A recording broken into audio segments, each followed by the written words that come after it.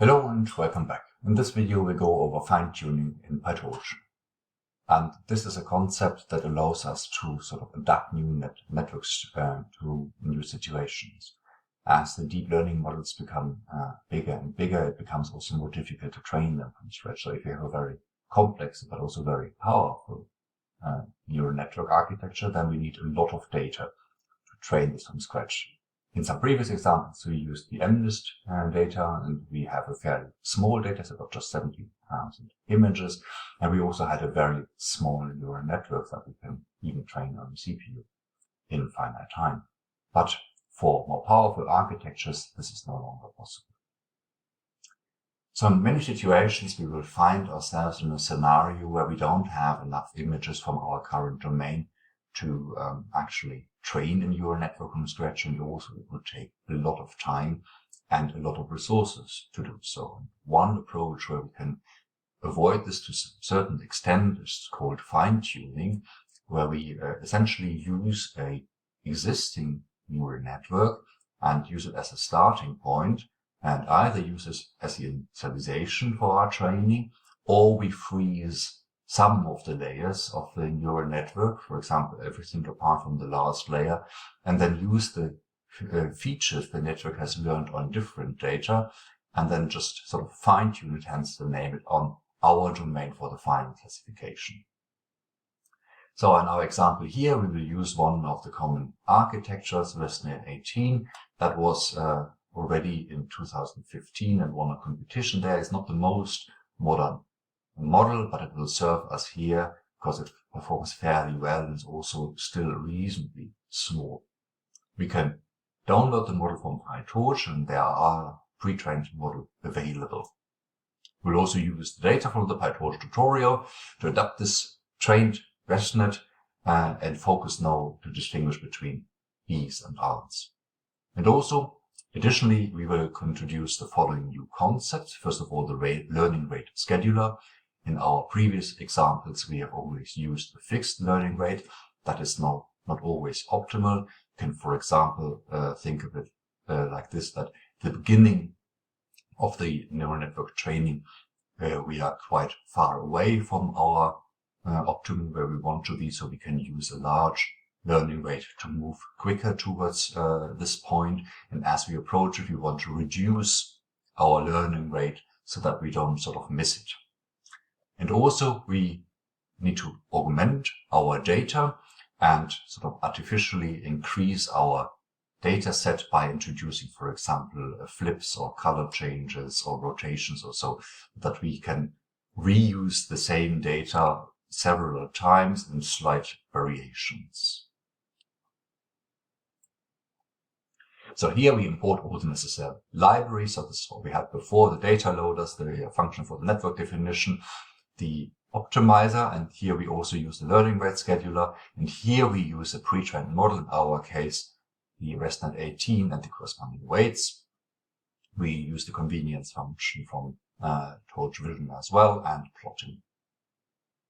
So the data are available at this URL, and we can download it, so it's part of the PyTorch webpage and their tutorials. And if we haven't done this already, we need to unzip this so we have the folder structure ready. So at the end here, you can see that we have a lot of images structured in chain, Rs and Bs, and also in the validation test data set for the same thing. And then we have these names are more or less done place assignments for all the different parts. We also need to define our augmentations and load the data now. For simplicity, we will only use two transformation random crops. That means we crop a part of the image and bring it up to a certain size afterwards, so all the images have always the same size. And we do random horizontal flips with the image with the given probabilities. But there are also other augmentation methods that you can use here and chain together. We use the compose function to build this as an effective chain, so we don't need to do this all manually, but we can sort of define the operations we want to do and then access them. As we said, we want to use the ResNet 18 model. This was trained on the ImageNet data, which is a large database containing many millions of images.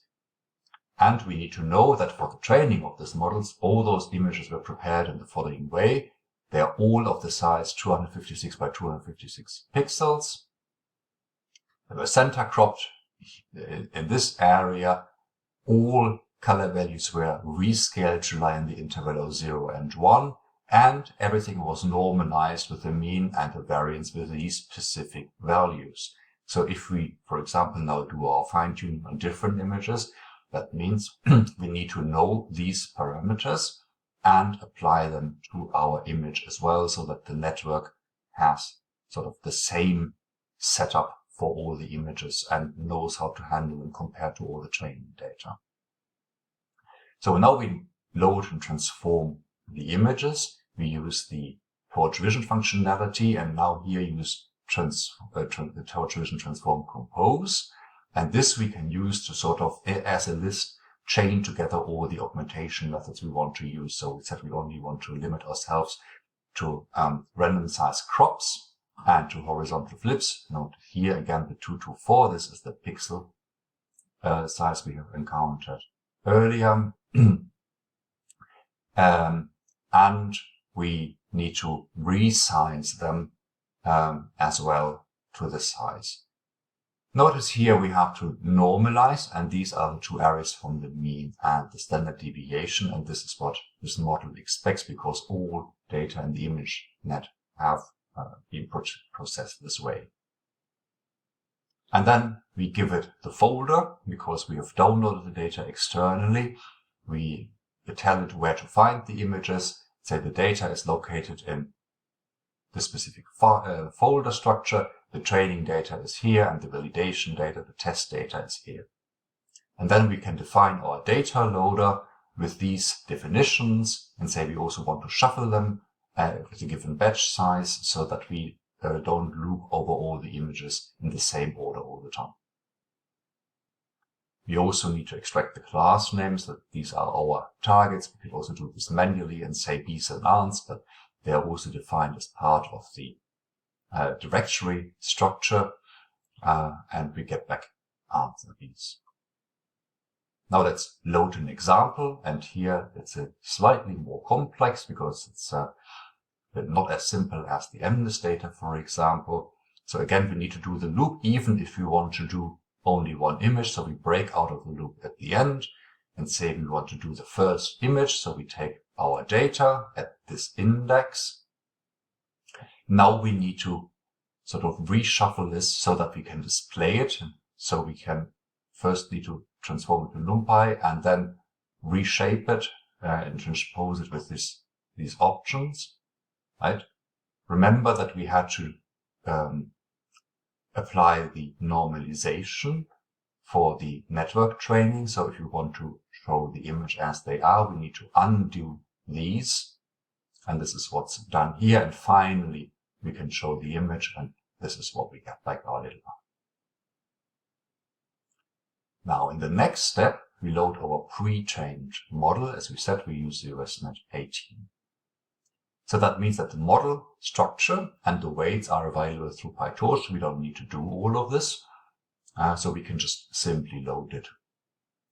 First of all, we see if we have our GPU available or not. So if we have it, and if a CUDA device is available, we use it. Otherwise, we need to use the CPU. And then we can load the model. And this is done. We have Torch Vision, which provides access to the model, ResNet 18, as we said, and we need to initialize it with the weights. And then they can have specific versions. So, for example, if a new ResNet training would be available, we could have a different version. If we use the default version 1, you can look it up on the PyTorch webpage at any given time, which versions are available. Now, what we want to do is that we retrain the last layer. So we need to change the number of fully connected layers in the end. So we need to find out how many ingoing features we have and how many classifications we have in the original fully connected layer. Right, so we have features, 512, and we have 1,000 classes. This corresponds to the ImageNet data set that was used to train it. In our case, we now want to improve the model to focus on ants and bees, so we only have 2. Right? So what we need to do is to replace the fully connected layer, and we need to find how this is defined in the model. Here it's called FC, fully connected, with our own layer. So we use the number of features that we have investigated here and essentially write 2 here. Right? We've put in the length of the list of class names to be a bit more flexible, but essentially we could also just write 2. So now this is our new model, and we move to the GPU if we have one. And we need to set up training again. It's a classification, so we use cross entropy. Now we call the optimizer and define it. We use the Adam optimizer again. We need to tell it which model parameters to use. We take a learning rate, and note here no layers are frozen, so we give it the existing ResNet and use the pre-trained values as initialization and replace our fully connected layer in the end. Here as a new concept, we define the learning rate scheduler. That means that we adapt the learning rate as we progress through the training.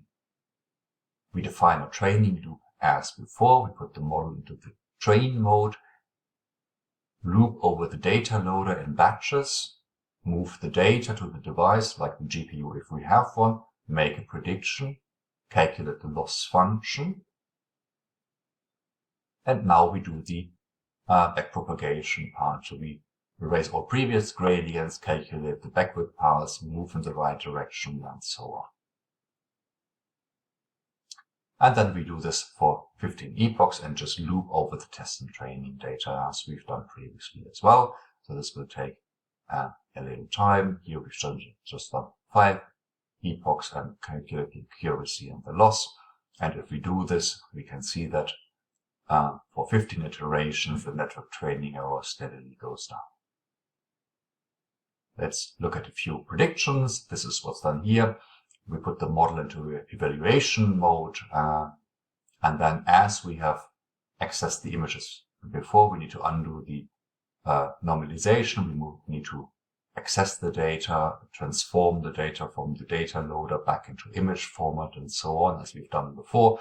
And we'll just do it for like 6 images now, and plot an image and have now the prediction and the true label. And you can see it's fairly correct, although not all.